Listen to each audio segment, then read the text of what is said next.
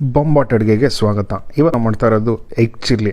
Super crunchy, super yummy, super tasty, eggalicious ಆಗಿರೋ ಅಂಥ ಒಂದು ಎಗ್ ಚಿಲ್ಲಿ. ಈ ಮೊಟ್ಟೆ, ಈ ಕ್ಯಾಪ್ಸಿಕಮ್ಮು, ಈ ಆನಿಯನ್ನು ಅಂತ ಎಲ್ಲ ಒಂದೇ ಬೈಟಲ್ಲಿ ಎತ್ತಕ್ಕೆ ಮಾತ್ರ ಕಷ್ಟ, ಬಟ್ ಡಿಶ್ ಮಾಡೋಕ್ಕೆ ಅಷ್ಟೇ ಸುಲಭವಾಗಿರೋ ಅಂಥ ಎಗ್ ಚಿಲ್ಲಿ ಇದು. ತುಂಬ ಜನ ಇದು ಫಸ್ಟ್ ಡೀಪ್ ಫ್ರೈ ಮಾಡಿ ಆಮೇಲೆ ಮಾಡಬೇಕು ಅಂತ ಮಾಡೋಕ್ಕೆ ಹೋಗಲ್ಲ. ಇದು ಡೀಪ್ ಫ್ರೈ ಇಲ್ಲದೇ ಅಷ್ಟೇ ರುಚಿಕರವಾದ ಎಗ್ ಚಿಲ್ಲಿ ಮಾಡೋದು ಹೇಗೆ ಅಂತ ನೋಡೋಣ ಬನ್ನಿ. ಒಂದು ಪ್ಯಾನಲ್ಲಿ 1 ಟೀ ಸ್ಪೂನಷ್ಟು ಎಣ್ಣೆ ಹಾಕೊಳ್ಳೋಣ. 1 ಚಿಟಿಕೆಯಷ್ಟು ಉಪ್ಪು, ಅರ್ಧ ಟೀ ಸ್ಪೂನಷ್ಟು ಕೆಂಪು ಮೆಣಸಿನ ಪುಡಿ, 1 ಚಿಟಿಕೆ ಅರಿಶಿಣದ ಪುಡಿ, ಖಾರದ ಪುಡಿ, ಅರಿಶಿಣದ ಪುಡಿ ಮತ್ತು ಉಪ್ಪನ್ನ ಚೆನ್ನಾಗಿ ಮಿಕ್ಸ್ ಮಾಡ್ಕೊಂಡು ಎಣ್ಣೆಯಲ್ಲಿ ಈ ಥರ ಅರ್ಧ ಮೊಟ್ಟೆನ ಕಟ್ ಮಾಡಿಕೊಂಡು ಇದನ್ನು ಫ್ರೈ ಮಾಡ್ಕೊಳ್ಳೋಣ. ಇಲ್ಲಿ ನಾನು 4 ಮೊಟ್ಟೆಯಷ್ಟು ತೊಗೊಂಡಿದ್ದೀನಿ.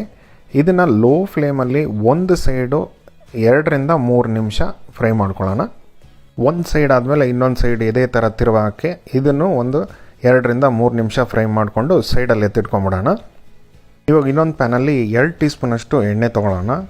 ಎಣ್ಣೆ ಕಾದ್ಮೇಲೆ ಇದಕ್ಕೆ 1 ಇಂಚಷ್ಟು ಶುಂಠಿ ಸಣ್ಣದಾಗಿ ಹೆಚ್ಚಿಟ್ಕೊಂಡಿದ್ದೆ ಅದನ್ನು ಹಾಕೊಳ್ಳೋಣ. ಹಂಗೆ ಒಂದು ಚಿಕ್ಕ ಸೈಜ್ ಬೆಳ್ಳುಳ್ಳಿ ಸಿಪ್ಪೆ ಸುಲ್ಕೊಂಡು ಸಣ್ಣದಾಗಿ ಹೆಚ್ಚಿಟ್ಕೊಂಡಿದ್ದೆ ಅದನ್ನು ಹಾಕೊತಾ ಇದ್ದೀನಿ.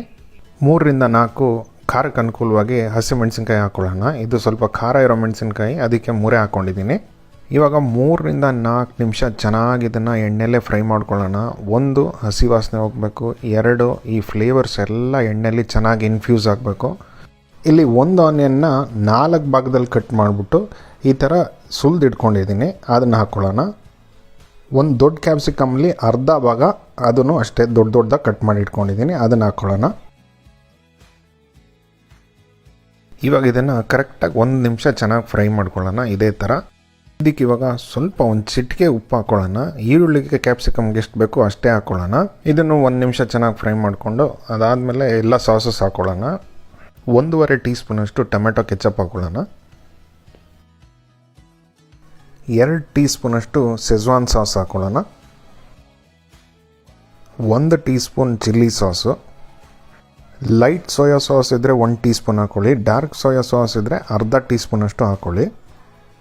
1 ಟೀ ಸ್ಪೂನ್ ವಿನೆಗರ್. ಇದೆಲ್ಲ ಹಾಕ್ಕೊಂಡಾದ್ಮೇಲೆ 1ರಿಂದ 2 ನಿಮಿಷ ಮೀಡಿಯಮ್ ಟು ಹೈ ಫ್ಲೇಮಲ್ಲಿ ಚೆನ್ನಾಗಿ ಇದೇ ಥರ ಫ್ರೈ ಮಾಡ್ಕೊಳ್ತಾ ಇರೋಣ. 1 ಟೀ ಸ್ಪೂನಷ್ಟು ಕಾರ್ನ್ಫ್ಲವರ್ ತೊಗೊಳ್ಳೋಣ.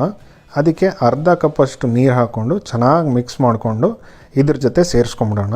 ಹಾಕೋ ಉದ್ದೇಶ ಏನಂದರೆ ಈ ಗ್ರೇವಿ ಸ್ವಲ್ಪ ಗಟ್ಟಿಯಾಗಲಿ ಅಂತ. ನೀವು ಬೇಕಂದರೆ ತೆಳು ಗ್ರೇವಿ ಬೇಕಿದ್ದರೆ ಇನ್ನೂ ಸ್ವಲ್ಪ ನೀರು ಹಾಕ್ಕೊಂಡು ತೆಳುನೂ ಮಾಡ್ಕೋಬೋದು. ಇವಾಗ ಕಾರ್ನ್ಫ್ಲವರ್ ಮಿಶ್ರಣ ಹಾಕಿದ್ಮೇಲೆ ಇದನ್ನು ಏನು ಜಾಸ್ತಿ ಹೊತ್ತೇನು ಬೇಯಿಸ್ಕೊಳ್ಬೇಕು ಅಂತ ಏನಿಲ್ಲ. ಒಂದ್ಸಲಿ ಚೆನ್ನಾಗಿ ಮಿಕ್ಸ್ ಮಾಡ್ಕೊಳ್ಳೋಣ.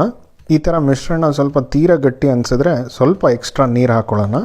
ಇದನ್ನು ಇವಾಗ ಚೆನ್ನಾಗಿ ಮಿಕ್ಸ್ ಮಾಡಿಕೊಂಡು ಇದಕ್ಕೆ ಲೈಟಾಗಿ ಗಾರ್ನಿಷಿಂಗೂ ಒಂದು 4 ಹಸಿಮೆಣಸಿನ್ಕಾಯಿ ಹಾಕ್ಕೊಳ್ಳೋಣ.